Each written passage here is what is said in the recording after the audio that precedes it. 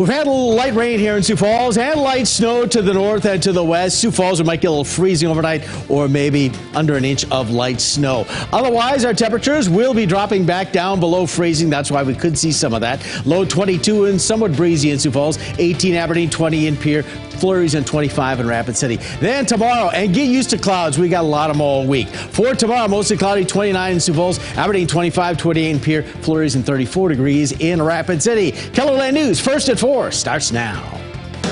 Live from KELOLAND Media Group, KELOLAND News, first at 4. Honoring Martin Luther King Jr., Sioux Falls community leaders are reflecting on his life and legacy coming up. Plus, areas of KELOLAND are dealing with icy roads. A look at one major crash on Interstate 90 just ahead. And Minneapolis is seeing a jump in gun violence. How it's also paired with another concerning trend, that's coming up. Good afternoon. Thanks for tuning into First at 4. I'm Kelly Volk. And I'm Tom Hansen. A top developing story tonight, a large provider of nursing homes and skilled nursing throughout the country has announced plans to downsize operations.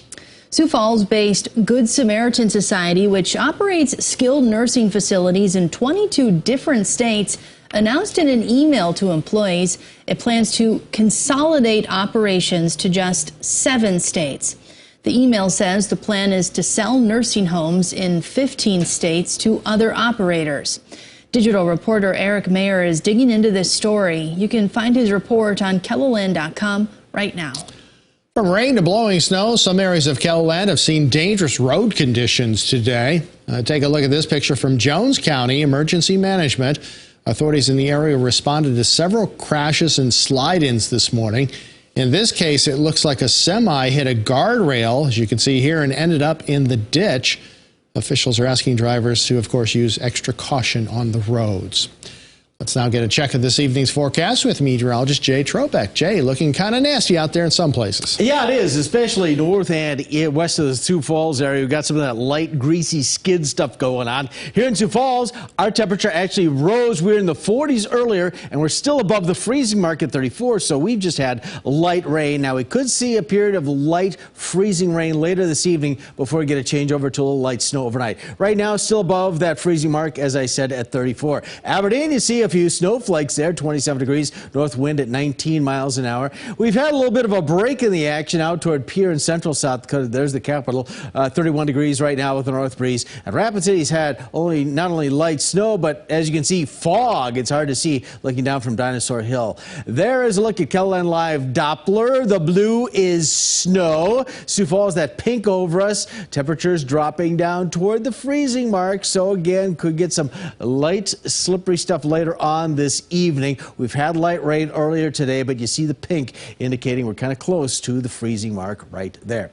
We do have a winter weather advisory. One in central South Dakota ends at 6 p.m. tonight. The one which includes Sisseton to Watertown to Brookings down to, it looks like, Moody County. Wintry mixing up to 2 inches of snow. That's posted until 6 a.m. tomorrow. Sioux Falls not involved in that. We could see maybe an inch of snow. But wait, what's this? A bigger storm looks coming our way for Wednesday. Already a winter storm watch for Yankton and Vermilion, 5 to 7 inches. But I got to tell you, right now it looks like Sioux Falls, we could be in for that 4 or 5 inch amount as well. We'll have more on that in just a couple of minutes. All right. Thanks, Jay.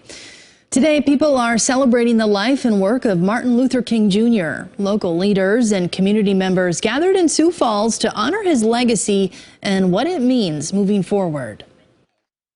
I think in the past several years specifically, Dr. King's message of unity, of equality, service has resonated even more with people in our community. It's National Mentoring Month. A big thing that Dr. King stood for was service to his or her community. And so that to me is a very important message. Coming up on KELOLAND News at 5, we'll show you how King's mission still resonates with people of all ages. Well, Martin Luther King Jr. Day is not only a time to honor his legacy, but serve the community. Many people signed up to volunteer at Feeding South Dakota as part of the organization's Bring Your Child to Serve Day.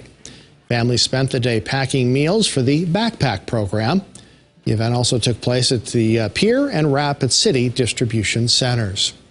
Nationally, the King Memorial Foundation held a wreath laying at the Martin Luther King Jr. Memorial in Washington, D.C.